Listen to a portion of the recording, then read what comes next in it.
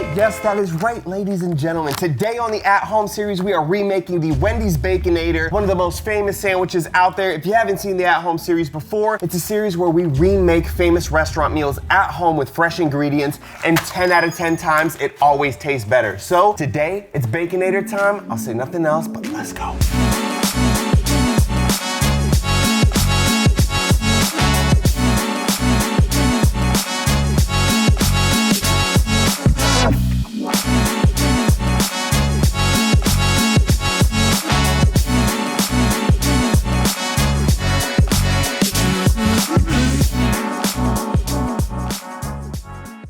Baconator time! Ladies and gentlemen, my name is Farnum and this is the At Home series. Hey, before we jump into the video, please scroll down, hit that like button, hit that subscribe button, and drop a comment below. Hey, we gotta get into this burger. Let's waste no more time. All right, now I'm taking Wendy's clothes off.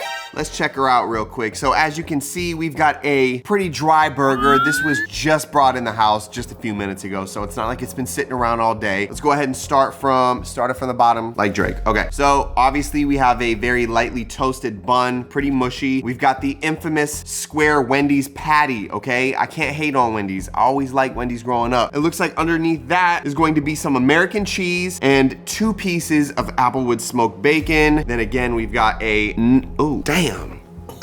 another patty with some cheese and then mayo and then more bacon and then mayo and ketchup on the top bun. This definitely seems a little messier than it needs to be, and I haven't eaten one thing all day, so I'm gonna give this a taste test real quick. All right, all I can say after that bite is I needed that, but also we can do so much better. So let's jump into the prep work.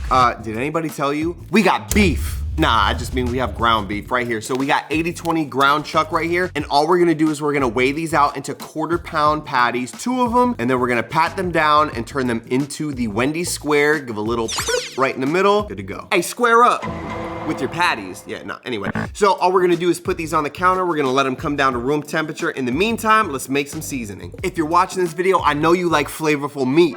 So we're gonna make some burger seasoning. We're gonna start with 1 1/4 teaspoon of salt, 1 teaspoon of black pepper, 1/2 teaspoon of some garlic powder, 1/2 teaspoon of some onion powder, 1/2 teaspoon of some smoked paprika, and 1/2 teaspoon of some brown sugar. And now we mix. Next, Wendy's uses mayo on their burger. Which one do we use? Neither. We're gonna make our own mayo from scratch, and it's gonna take less than 1 minute. Here's how we do it. All right, all you need is a largemouth mason jar, and we're gonna take 1 room temperature egg, and then we're just gonna crack the whole egg in. Next, we got 1 teaspoon of Dijon. Next, we have about 1 teaspoon of lemon juice. Next, 1 tablespoon of white wine vinegar. 1/2 teaspoon of salt, 1/2 teaspoon of sugar. And next, we're gonna do 1 cup of a neutral oil. I prefer avocado because it's tasteless and it's probably the best oil for you. Okay, so yes, for this recipe, you are gonna need a stick blender. If you don't have a stick blender, you can do it by hand. Just reference my Whopper video. As you can see right here, we're whipping, and we got great mayo. Now back to this. You wanna let this settle for a couple minutes after you pour your oil in. As you can see, everything is at the bottom and settled. So all we're gonna do is we're gonna stick our stick blender. You like that little wordplay right there? We're gonna weasel it in there just like that. We're gonna push that all the way at the bottom, and then we're gonna hold it firmly, and we're gonna pulse this for at least 20 seconds. We wanna see everything come together. Once we feel like we have a mayo, we can move the stick blender around, and at that point, if you see residual oil in there, you just keep it buzzing until it's all good to go. Let's try it. 3, 2, 1. All right, been about 10 seconds. I'm gonna just move it around a little bit, kind of get that oil down there. We're looking pretty damn close to mayo right now. You can see we do have a little residual oil at the top, so I'm just gonna move this around in order to try to get that blended in.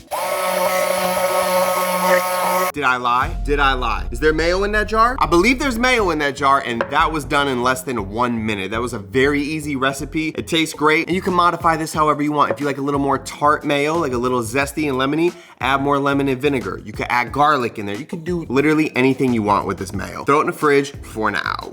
Someone tell me why I feel like Mr. Worldwide. The reason why is we have bacon from Canada, the beef is supposed to be from Britain, and all the other stuff is from America. So this is literally like a worldwide sandwich. Anyway, 2 strips of bacon on our pan, 400 degrees for about 18 minutes or until crispy. All right, so bacon's in the oven. All we have to do is cook our meat and toast our buns. So I'm taking a little bit of our homemade mayo, I'm just gonna slap it on each piece and then go ahead and just give that a nice liberal spread. Hey, you got some saucy buns, you got some crispy bacon, it's time to make some juicy patties. Let's go. All right, this is gonna be really quick, really easy. First thing, we're gonna take our custom mayo buns. We're gonna pop them into a pan so we can get a nice little toast. I've got this on a very low heat.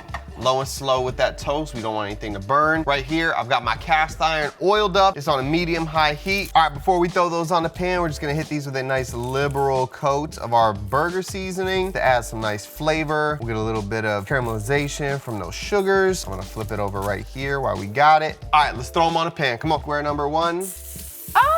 Square number 2. Just like that. All right, we're gonna let them go and get a nice brown crust. All right, it's been about a minute and a half. Slide under there with my fish spatula, or at least attempt to. Perfect. Ooh, nice. Got a nice little.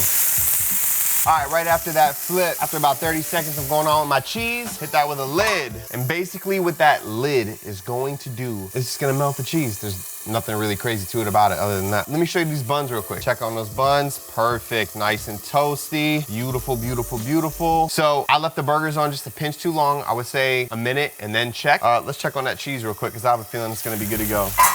Oh, that's perfect. Let's go. Ready? Fish spatula in. Beautiful.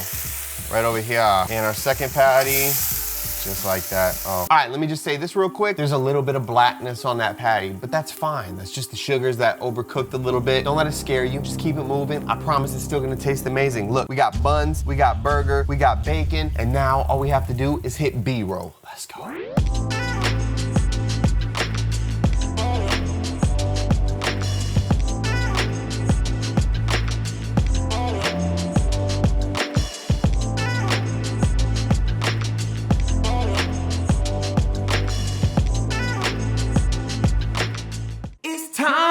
For the motherfucking taste test. Listen, I know this looks awful and I did nothing to it. There's no sabotagery done to this. This is how it came out of the wrapper. I did not touch it. This, however, is a work of art. This is beauty. This is like David chiseled from marble. Without any further ado, let's break the marble. Let's bite into this. 3, 2, 1.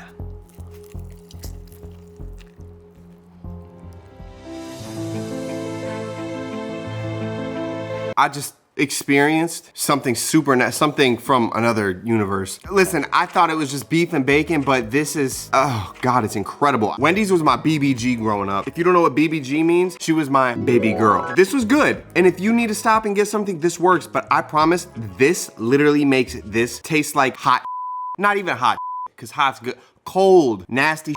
That's what it makes it taste like. Jamari picked this up on the way. He says it's almost $8. You could probably make 3 of these for less. Like I don't even know how that math works. I'm fantasizing about another bite right now. That, ladies and gentlemen, is what you call a come to Jesus moment. As you can see, it is completely gone. Wendy is here looking sad as usual. Listen, she was there for me when I was a kid, but I can't deal with that anymore. There's no reason to pay $8 for this and drive and put miles on your car and spend expensive gas money when you could buy the ingredients ahead of time and make multiple of these for less. So on a star scale, that's a 5-star, easy money. Hey, if you made it this far, please scroll down, hit that like button, hit that subscribe button, drop a comment below. My name is Farnum. This is More Seasoning. This is the At Home series. Wendy, I gotta retire you. We out.